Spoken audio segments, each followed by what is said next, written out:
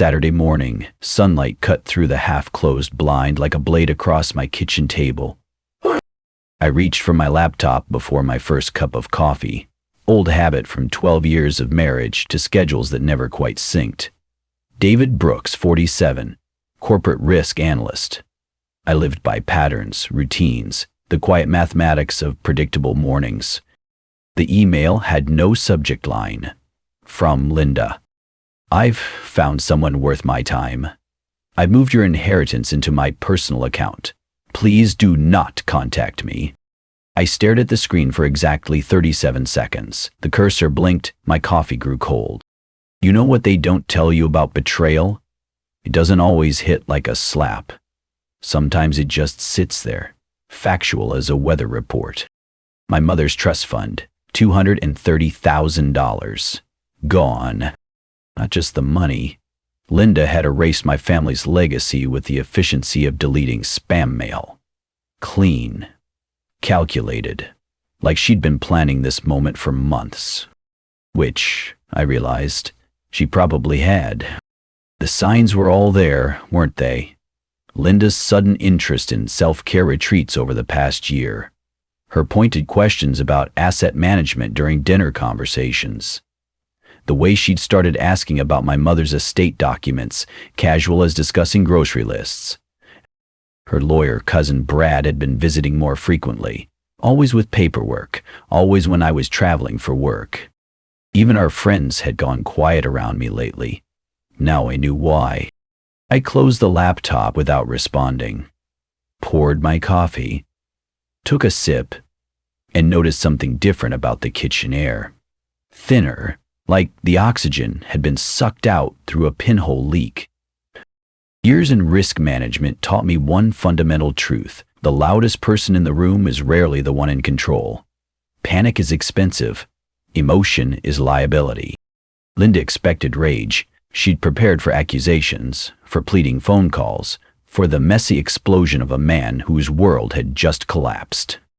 Instead, I opened the laptop again. Typed 4 words. Thanks for letting me know. Hit send. The house settled around me with a different kind of silence, not the comfortable quiet of routine, but the hollow echo of something that had already ended. I'd been married to Linda for 12 years, met her at a conference in Denver back when she worked in marketing for a nonprofit. She was smart, funny, had this way of making complicated things sound simple. Should have been a red flag. The woman who used to leave me notes in my lunch bag had just stolen my inheritance via email from a yoga retreat in Sedona, or wherever she really was. Because here's the thing about patterns. Once you start seeing them, you can't unsee them. The strategic withdrawals from our joint account, the sudden interest in my work schedule, the way she'd started treating our marriage like a business merger gone sour. I sat there in my suburban Chicago kitchen, surrounded by the artifacts of a life I'd thought was solid. Wedding photos on the refrigerator, her coffee mug still in the sink from yesterday morning. The betrayal wasn't just the money, it was the precision, the planning, the fact that she'd waited until I was alone on a Saturday morning to deliver the news like a quarterly earnings report. My phone buzzed. A text from Linda. I know you're angry, this is better for both of us. I deleted it without responding. She expected devastation. Expected me to call her lawyer cousin, to make threats, to prove that I was exactly the kind of man she could justify leaving. But Linda had made one crucial miscalculation.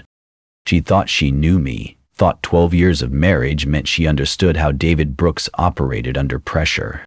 The air in the kitchen started to feel normal again. I finished my coffee, washed both mugs, and put them away in their designated spots. Monday morning I'd make some phone calls. Not to Linda, not to her lawyer cousin, to Michael. Some contracts, I'd learned, have clauses that only matter when everything falls apart. Linda was about to discover the difference between taking someone's money and actually keeping it.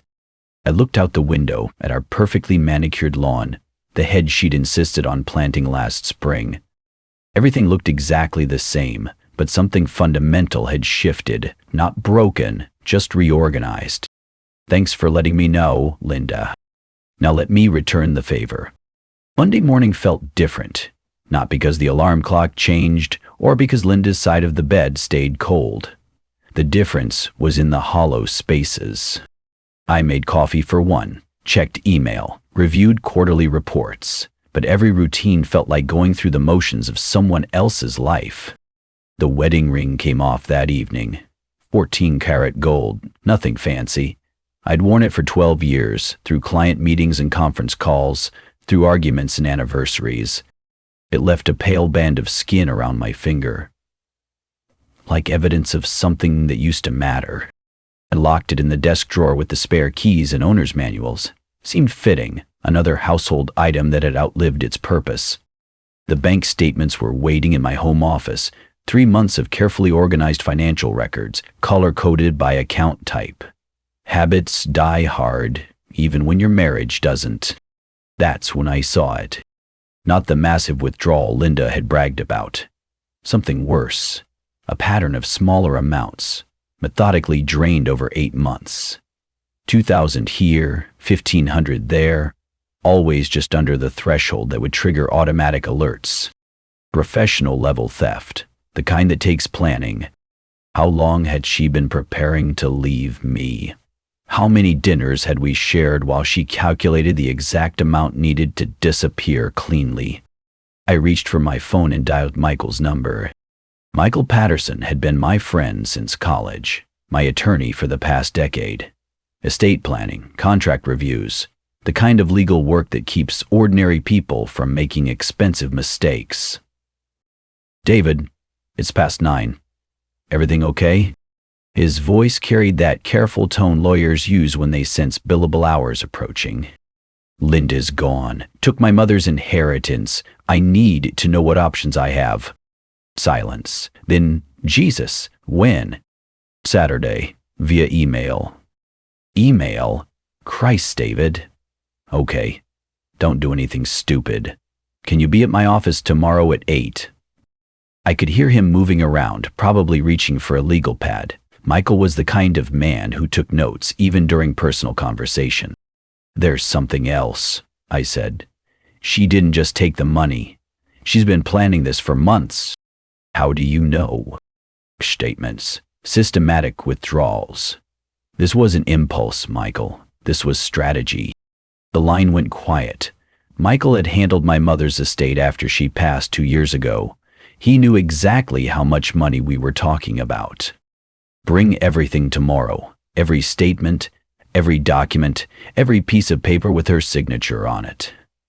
Don't call her, don't email her, don't give her any reason to claim harassment. Already figured that out. Good. And David? There's something you should know. Linda couldn't have accessed your mother's trust without specific documentation. Documentation that should have been in your possession. The kitchen suddenly felt colder. Tuesday morning, Michael's office smelled like leather and old coffee. Law books lined the walls, organized by practice area, the kind of place where problems got solved quietly, without drama.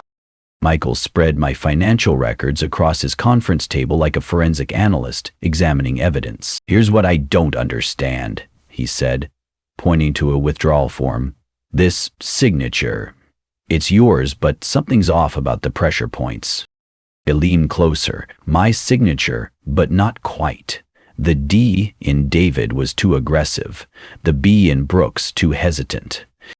She forged it. Looks that way. But here's the thing, David. Remember when we set up your mother's trust? I told you to keep the original documents separate.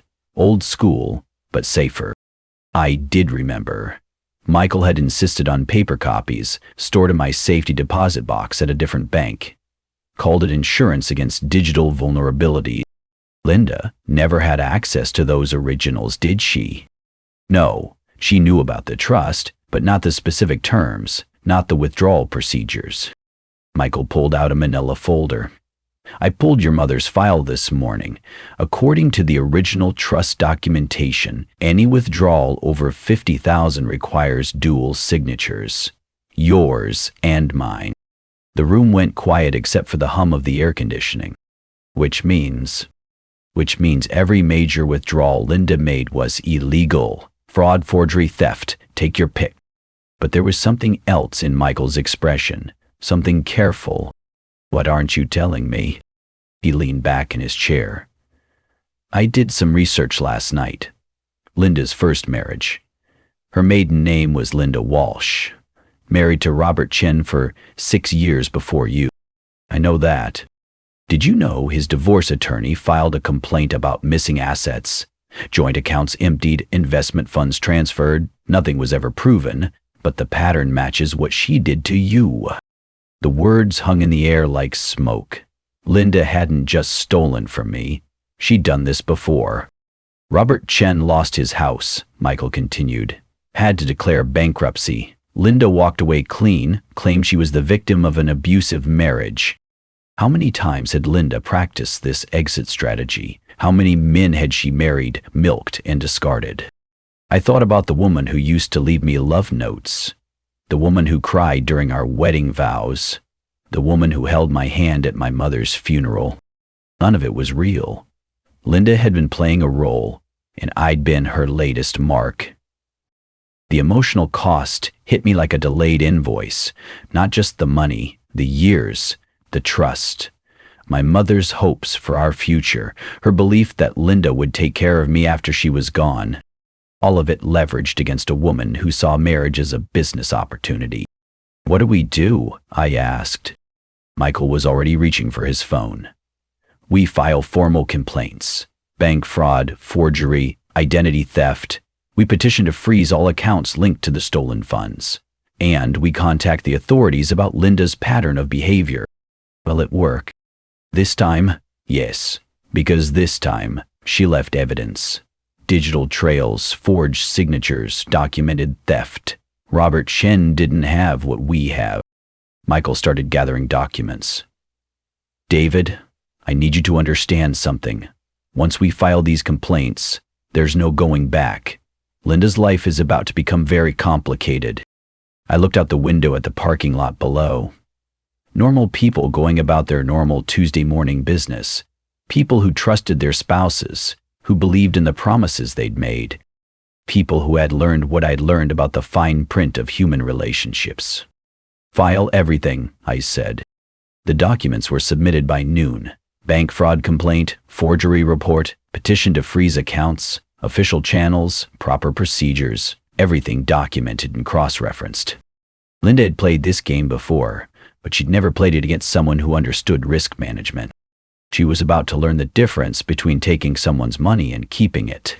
Some patterns, once broken, can't be repaired. Thursday morning, I walked into First National Bank like I was conducting a quarterly review. Pressed suit, leather portfolio, the same calm demeanor I used for high-stakes client meetings. "I need to request a forensic audit of all my accounts," I told Jennifer, the branch manager. Suspected fraud. She blinked twice. In 12 years of banking here, I'd never been the kind of customer who caused problems. "Mr. Brooks, that's quite serious. Are you certain?" I slid the documentation across her desk. Police report numbers, attorney contact information, official complaint filings, everything organized in chronological order. Every withdrawal, every digital trace, every signature needs to be flagged and compiled. I want a complete transaction history going back 18 months. Corporate precision. That's what Linda never understood about my work. Risk management isn't about preventing problems. It's about creating paper trails that hold up in court. The bank's fraud investigation unit worked faster than I'd expected. By Friday afternoon, they'd identified 17 suspicious transactions. Not just the major theft Linda had bragged about, but smaller transfers she thought I'd never notice. Here's what Linda didn't know about forensic banking. Every digital transaction leaves fingerprints, IP addresses, device signatures, even the timing patterns of when transfers were initiated. She'd been careless. The first sign of power shifting came Monday morning. Michael called while I was reviewing quarterly projections. "Linda tried to move more money yesterday. Bank blocked it, froze all related accounts pending investigation." I set down my coffee. "How much?" $43,000 from an account she opened 3 weeks ago. 3 weeks, right around the time she'd started asking pointed questions about my travel schedule. There's something else, Michael continued. Her new boyfriend's getting nervous. Tom Richards, real estate agent out of Schaumburg, his business partner, got a tip about Linda's activities. Hadn't made that call. Didn't need to. Word travels fast in professional circles when someone's accounts get frozen for fraud. Anonymous tip. Concerned citizen. You'd be surprised how quickly people distance themselves when money crimes surface. The beautiful thing about systematic revenge is that you don't have to do the work yourself. You just create the conditions and let other people's self-interest handle the rest. Tom Richards was about to learn what I'd learned. Linda came with hidden costs. By Tuesday, Michael had filed the civil lawsuit. Breach of trust, conversion of assets, intentional infliction of emotional distress. Legal language for what most people would call a marriage that was really a long con. But the real damage came from a different angle. I contacted the Illinois Bar Association, Michael told me over lunch, about Linda's cousin Brad. Turns out assisting with document fraud violates several professional conduct rules. Brad Walsh had helped Linda forge my signatures, made house calls with paperwork, provided legal cover for what was essentially organized theft. What happens to him? Pending investigation, could lose his license. Linda's support network was unraveling one professional connection at a time. The social destruction moved faster than the legal proceedings. Word spread through Linda's yoga studio, her book club, the neighborhood association where she'd served as treasurer. Funny how self-care retreat photos look different when viewed through the lens of criminal investigation. Her Instagram posts from Sedona got quietly screenshot and dissected in private group chats. Had she really been at a retreat, or was that just another carefully constructed alibi? The suburban gossip network worked like a distributed intelligence system. Every detail got analyzed, cross-referenced, shared in hushed conversations over coffee. Linda's reputation was being demolished by the same social circle that had once admired her organization skills. My phone buzzed constantly that week. Texts, voicemails, missed calls from Linda. I deleted them all without reading or listening. No confrontation, no emotional exchanges. Every action routed through official channels. When the bank called Linda to inform her about the fraud investigation, she tried calling me 17 times in one afternoon, left voicemails that started apologetic and grew increasingly desperate. I turned my phone off and went back to work. The most effective form of revenge isn't anger. It's absence. Linda had spent 12 years learning how to manipulate my responses. She had no idea how to handle silence. Thursday brought news that changed everything. The forensic audit found something unexpected, Michael told me. His voice carried that careful tone he used when cases took unexpected turns. What kind of unexpected? Suspicious activity linked to Linda's first husband, Robert Chen, transfers that matched the timeline of their divorce proceedings. I leaned forward. She stole from him, too? Looks that way, but here's the thing. Some of that money never got properly laundered.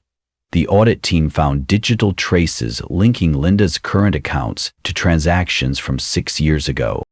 The room felt suddenly smaller, which means the authorities are reopening Robert Chen's case. Linda didn't just steal from you, David. She's been running this con for years, using the same accounts, the same methods. Financial crimes have long memories. Every transaction creates permanent records. And Linda had been sloppy about covering her tracks. The FBI's Financial Crimes Unit wants to interview you, Michael continued. This isn't just divorce court anymore. This is a federal case. I thought about Linda's confidence in that email, her casual dismissal of 12 years of marriage, the way she'd signed off like she was canceling a subscription service. She thought she was playing a game she'd already won, but Linda had made one crucial error. She'd gotten comfortable. Professional criminals know when to stop, when to disappear, when to start fresh with a new identity. But Linda wasn't a professional. She was just someone who'd gotten away with theft a few times and started thinking she was invincible. What happens next? I asked. Next, we let the system work. Federal investigation, criminal charges, asset recovery. Linda's about to discover that stealing from multiple victims creates what we call a pattern of racketeering. I drove home through familiar suburban streets, past the grocery store where Linda used to shop, the coffee place where she'd met with her book club, the bank where she'd systematically stolen my inheritance. Everything looked the same, but underneath the surface, a different kind of order was emerging. Linda had spent years building a life based on other people's trust. Now she was about to learn what happens when that trust gets audited by federal investigators. Some contracts have penalties that only matter when someone tries to break them illegally. Linda was about to pay every clause. My phone buzzed with another call from her number. I watched it ring through to voicemail, then deleted the message without listening. Some conversations aren't worth having, especially when the authorities are already having them for you. The process server found Linda at Tom's apartment on a Tuesday morning. I wasn't there, obviously, but Michael's investigator gave me the details later.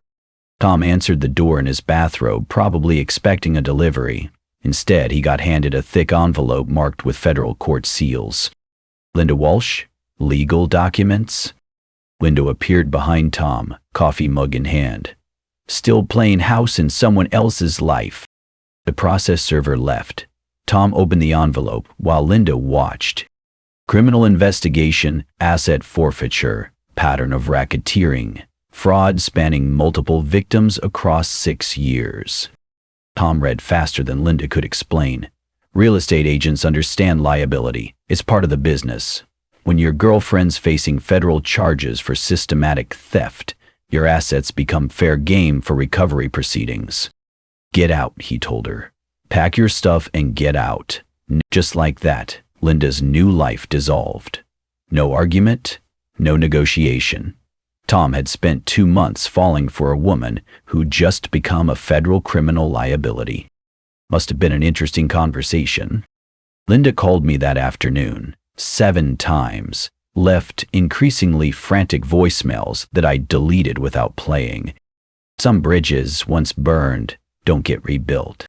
The real damage started spreading later that week. Professional networks move information faster than social media, especially when money crimes are involved. Brad Walsh received his notice from the Illinois Bar Association on Wednesday, suspended pending investigation for professional misconduct, aiding and abetting document fraud, violation of fiduciary duty to clients. Turns out helping your cousin steal inheritance money violates several ethical rules for practicing attorney. Brad called Linda's parents to warn them. Big mistake. Linda had used her parents' names on a falsified bank document.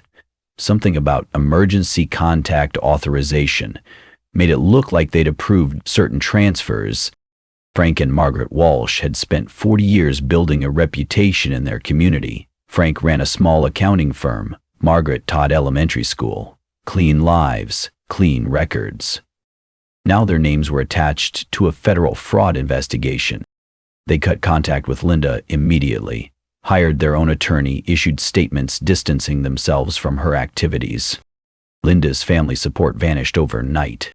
The social destruction followed predictable patterns. Word spread through Tom's real estate network first, agents talk, especially about risks to their business. Then Linda's yoga studio heard about the investigation, quietly removed her from the instructor rotation. No announcement, just scheduled changes that left her classes mysteriously canceled. Her book club stopped returning calls. The neighborhood association found reasons to exclude her from meetings. Linda was being systematically blacklisted by every social circle she'd cultivated. She tried reaching out to old friends from her marriage. Most had heard the news already. Others hung up when they realized who was calling. Nobody wants to be associated with federal criminal investigation. The legal consequences accelerated through September. Linda's remaining accounts got frozen, not just the stolen money, but everything connected to her financial network. A lien appeared on her new apartment. Property seizure pending criminal proceedings. Linda hired a public defender. Couldn't afford private counsel anymore. The preliminary hearing was set for October 15th. Michael advised me to attend, not as a participant, but as a victim whose presence might influence sentencing. You don't have to say anything, he told me. Just be there. Let her see what quiet dignity looks like. October 15th came with the first cold snap of autumn. The federal courthouse downtown felt imposing in that architectural way, designed to remind people that justice has weight. I sat in the back row, wearing the same pressed suit I'd worn to file the original complaint, hands folded, expression neutral. Linda entered with her public defender. She looked smaller somehow, cheaper clothes, no makeup, hair pulled back in a way that suggested she'd stopped caring about appearances. She scanned the courtroom and found me in the back row. For a moment, our eyes met. I didn't nod, didn't acknowledge her presence, just looked through her like she was furniture. Her attempt to argue victimhood fell apart quickly. The evidence was overwhelming. Bank records, forged signatures, digital transaction trails linking her activities across multiple victims. Your Honor, her lawyer said, my client was trapped in an abusive marriage, desperate to escape. The judge cut him off. Counselor, your client systematically defrauded multiple victims over 6 years. This wasn't desperation. This was a criminal enterprise. Judge Harrison had seen cases like this before. Financial predators who used marriage as a hunting ground. The defendant's pattern of behavior demonstrates clear intent to defraud. Multiple victims, sophisticated methods, consistent techniques across different relationships. Linda's plea for leniency was denied. Restitution ordered for all victims. Not just me, but Robert Chen and 2 other men whose cases had surfaced during the investigation. Legal costs, court fees, punitive damages. The calculator on Linda's debt looked like a mortgage payment extending decades into the future. She had nothing left. But the final blow came from an unexpected direction.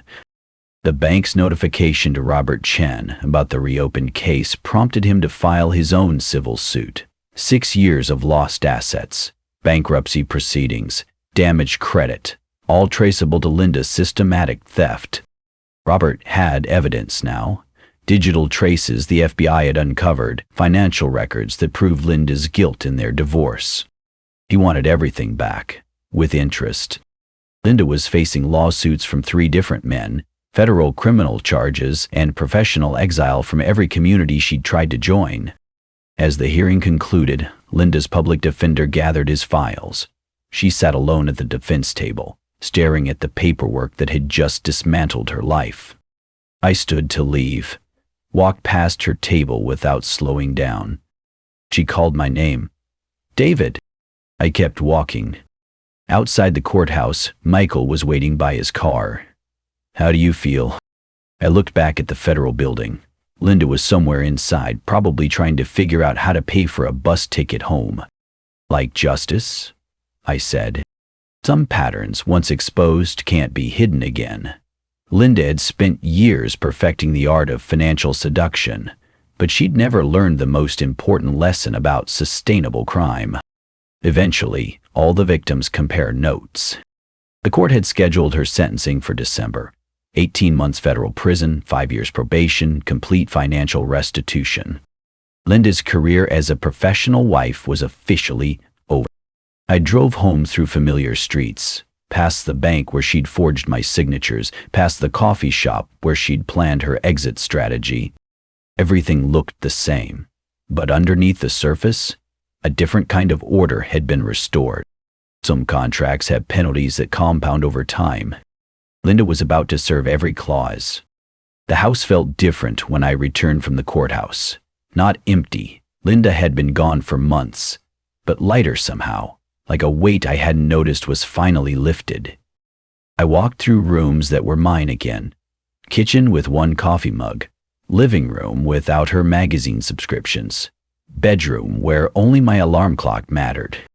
The silence wasn't lonely. It was clean. I drove to the bank the next morning. The safety deposit box had sat untouched since my mother's funeral 2 years ago.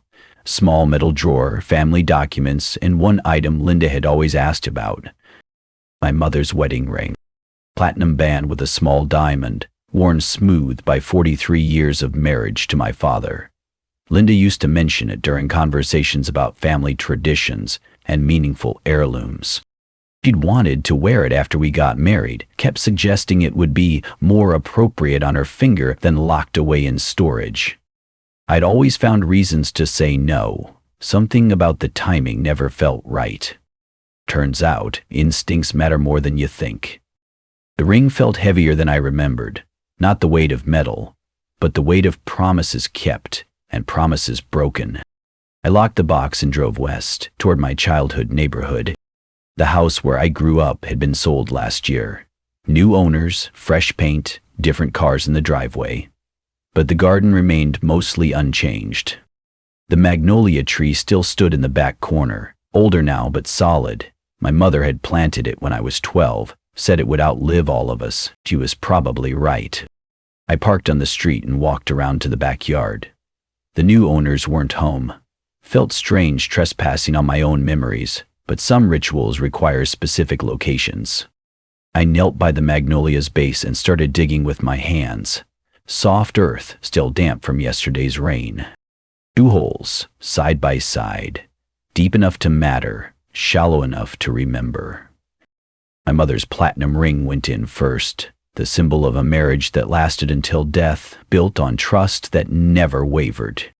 Linda's worthless wedding band went in second, 14-karat gold that had meant everything once, now just metal in the dirt. I covered both holes and sat back on my heels. What do you say when you bury the past? When you put symbols of love and betrayal in the same ground and let the earth decide what grows? Nothing, it turns out. Some moments don't require words. The old porch steps creaked when I sat down. Same sound they'd made when I was 17, sitting here with my mother after my father's funeral. She'd told me that day about the importance of choosing people carefully. Trust is like credit, she'd said. Easy to lose, hard to rebuild. I reached into my jacket and pulled out an envelope. Yellowed paper, my handwriting from 3 years ago. A letter I'd written to my mother after Linda and I had our first serious fight about money. Never sent it. Never found the right words to explain how marriage felt like a business negotiation sometimes. Now the words seemed unnecessary. I struck a match and held it to the corner of the envelope. Paper caught fire quickly, consuming sentences about doubt and hope and the difficulty of trusting someone completely. The smoke rose straight up in the still air, then dispersed into nothing. Dusk was settling over the neighborhood, street lights beginning to flicker on. Somewhere in the distance, someone was grilling dinner. Normal sounds of normal lives.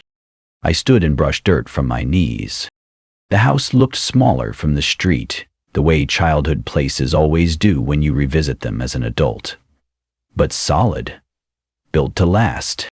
Like the trust my mother had established. Like the financial systems that had protected me when Linda's greed finally overreached. Like the quiet dignity that gets you through federal courtrooms and broken marriages. I walked back to my car without looking at the magnolia tree again. Some burials are final. The drive home took 20 minutes. Past the courthouse where Linda would return for sentencing. Past the bank where she'd forge my signatures. Past the coffee shop where she'd probably planned her exit strategy. All of it behind me now. My phone had 3 missed calls from Michael. Updates about Linda's case probably. Details about restitution schedules and asset recovery timelines. I'd call him back tomorrow. Tonight was for quiet. The house welcomed me back like it always had. Familiar spaces, organized systems, routines that belonged to me alone. Linda was gone from my life, her powers severed by her own choices.